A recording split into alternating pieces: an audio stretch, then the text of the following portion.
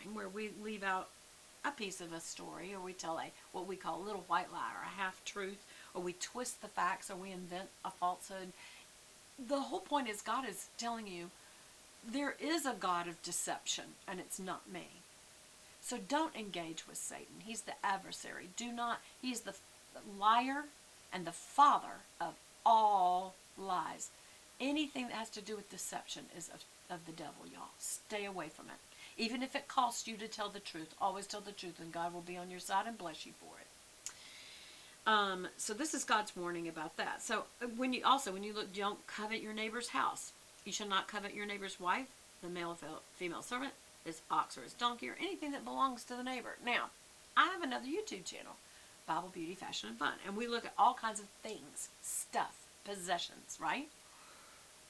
So to covet what someone else has is different than looking at, say, this lipstick and saying, oh, I like Beth's lipstick that she's showing us, which is part of what that channel is even about, is, oh, let's try new things. We enjoy the art of makeup, and it's just fun. It's a collectible. It's also a form of art.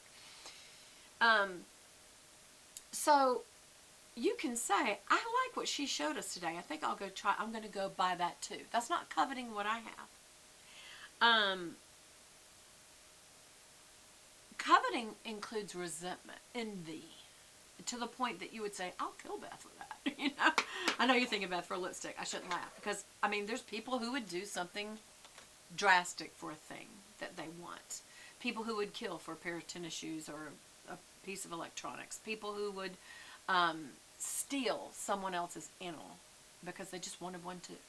That's where God says, no, you've gone too far. It's one thing to enjoy and to like things that people have and appreciate it and compliment them and say, that's really great. I might get one too.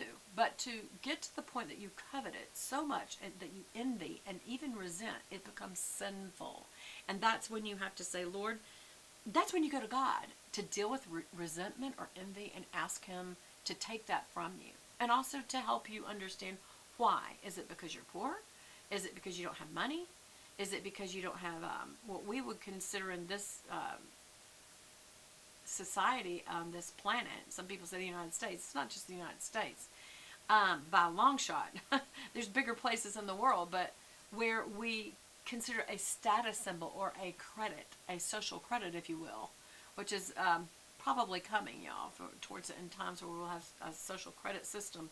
And I don't mean just money. I mean whether or not you believe this or that, and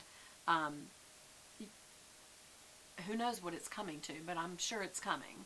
And God is not trying to scare us with that. He is trying to say, when I give you these rules, I'm showing you how to apply it to your lives, because I'm going to use your lives to point to myself. And I'm the only one who can save people from those other gods that they think, care, have power. They may have power from an evil source, whether it be a evil angel. I have known people who were practicing witches from Wiccan. They were Wiccans or from the Wicca faith. And they thought they were good witches. And I'm like, the power. And they're like, well, I can bend this spoon. I'm like, well, if you have some sort of telepathic power, let me tell you, God is not doing that. I know that He's not. I can explain to you why I know that. But you may have some kind of a power you've tapped into, and I greatly advise you against it. And I will pray it off of me as I leave your presence, because Jesus Christ is my Savior, and you cannot have me. Stay away from that mess, y'all. But they often go to people who are vulnerable and need love and acceptance, so they accept them. And a lot of times it even involves sexuality. And it's like, I remember one girl I taught in a youth group, they were coming to her and bought her a bustier so she would be more beautiful, sensuous. And because they loved her and her beauty. Well, this is a girl who didn't think she was, so that played right into her. And I said, sweetie, these people, and she goes, but they have real power and they can teach me how. And I said, well, first of all, if they have it, it's a very dangerous power you do not need to tap into. It's a demonic angel that has turned on God. For whatever reason, He has not taken their powers from them. And that's between God and the angels, but and He's going to deal with them. But you don't tap into that.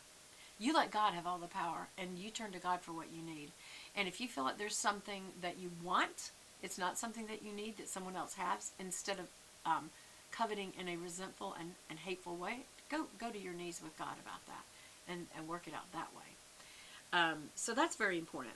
So then we move on about his name. Okay, that you're not to use his name in vain. Y'all, do you know what in vain means? It means for no good reason. I do it in vain. It's for nothing.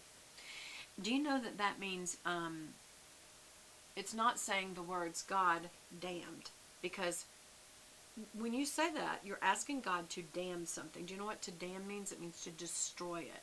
So you're asking God to destroy something. And if you're asking